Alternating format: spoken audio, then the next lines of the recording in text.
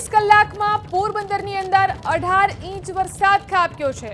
પોરબંદરમાં ભારે વરસાદ, 18 ઇંચ વરસાદથી પોરબંદરમાં જળબંબાકારની સ્થિતિ જોવા મળી રહી છે।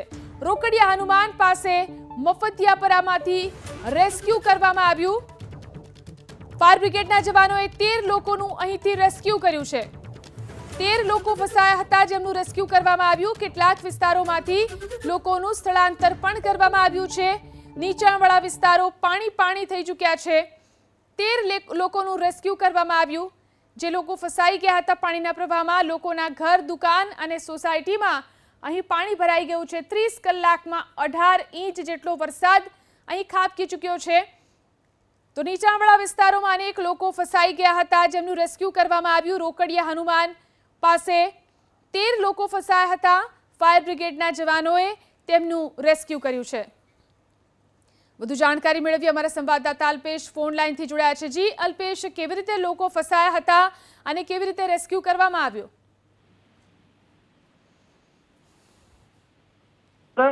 મફતિયાપરું આવેલું છે, જ્યાં અંદાજે વધારે વરસાદના હિસાબે પાણી ભરાઈ ગયા હતા, જેથી 13 જેટલા લોકોને રેસ્ક્યુ કરી અને ફાયર બ્રિગેડની ટીમ દ્વારા બહાર કાઢવામાં આવ્યા હતા।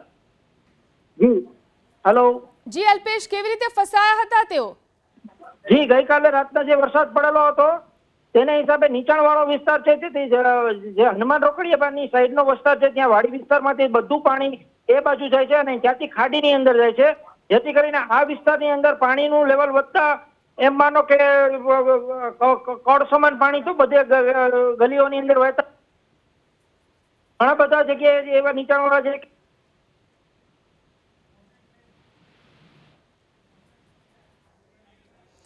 જી આભાર તમામ જાણકારી આપવા માટે। જોઈ શકાય છે આ દ્રશ્યોની અંદર લોકોના ઘર સુધી પાણી આવી ગયા છે। કેટલાક લોકો આ પાણીની અંદર ફસાઈ ગયા હતા જેમનું રેસ્ક્યુ કરવામાં આવ્યું। તો નીચાણવાળા વિસ્તારોમાંથી કેટલાક લોકોનું સ્થળાંતર પણ કરવામાં આવી રહ્યું છે। નીચાણવાળા વિસ્તારો જળમગ્ન થઈ ચૂક્યા છે। લોકોના ઘર, દુકાન અને સોસાયટીઓની અંદર પાણી ભરાઈ ગયા। જોઈ શકાય છે કે વૃદ્ધ લોકોને કેવી રીતે અહીંથી રેસ્ક્યુ કરી અને બહાર કાઢવામાં આવ્યા છે। પાણીના ધસમસતા પ્રવાહમાં જે રીતે લોકો ફસાઈ ગયા હતા તેમને આ રીતે રેસ્ક્યુ કરવામાં આવ્યા છે। રોકડિયા હનુમાન પાસે મફતિયાપરાના દ્રશ્યો છે। અહીંયા 13 લોકો ફસાયા હતા જેમને રેસ્ક્યુ કરી અને પાણીના પ્રવાહમાંથી બહાર કાઢવામાં આવ્યા।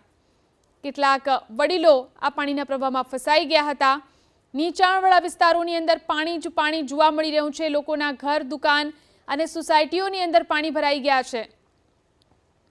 તો અલગ અલગ દ્રશ્યો છે, કઈ રીતે અહીં વરસાદને કારણે જળમગ્ન સ્થિતિ જોવા મળી રહી છે। પોરબંદરના દ્રશ્યો, અહીં બેટકડીના દ્રશ્યો જોઈ શકાય છે। ખાપટ, છાયા ચોકી, તો હનુમાન રોકડિયા, પોરબંદરના અલગ અલગ વિસ્તારો છે કે જ્યાં પાણી જોવા મળી રહ્યું છે। લોકોના ઘરની અંદર, લોકોના દુકાનની અંદર પાણી આવી ગયું છે। રસ્તા જે છે તે પણ ધોવાઈ ચૂક્યા છે વરસાદને કારણે।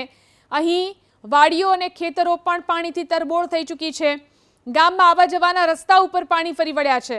જોઈ શકાય છે ખેતરો પાણી થઈ ગયા છે। ખેતરોની અંદર પાણી ભરાઈ ગયું છે। મોઢાવાડા ગામના પણ દ્રશ્યો આપ ટીવી સ્ક્રીન પર જોઈ શકો છો। આ તરફ રેલવે ટ્રેક પણ ધોવાઈ ગયો છે ભારે વરસાદને કારણે। પાણીનો ધસમસતો પ્રવાહ રેલવે ટ્રેક ઉપરથી પસાર થઈ રહ્યો છે। વાહન વ્યવહારને પણ અસર થઈ છે। આ સાથે સાથે ખેતરોની અંદર પાણી ભરાઈ જવાને કારણે ખેડૂતોના પાકને પણ નુકસાન થઈ રહ્યું છે। પોરબંદરમાં જે રીતે વરસાદ ખાબક્યો છે, 18 ઇંચ જેટલો વરસાદ વરસી ચૂક્યો છે, જેના કારણે ખેતરો પાણી થઈ ગયા છે। રસ્તાઓ જે છે તે જળમગ્ન થઈ ચૂક્યા છે। અનેક રસ્તાઓ બંધ કરવા પડ્યા છે। તો આ તરફ રેલવે ટ્રેક પણ ધોવાઈ ગયો છે। રેલવે ટ્રેક ઉપરથી પાણીનો ધસમસતો પ્રવાહ પસાર થયો છે, જેના કારણે રેલવે ટ્રેક પણ ધોવાઈ ગયો છે। ભારે વરસાદને કારણે નુકસાનીના દ્રશ્યો।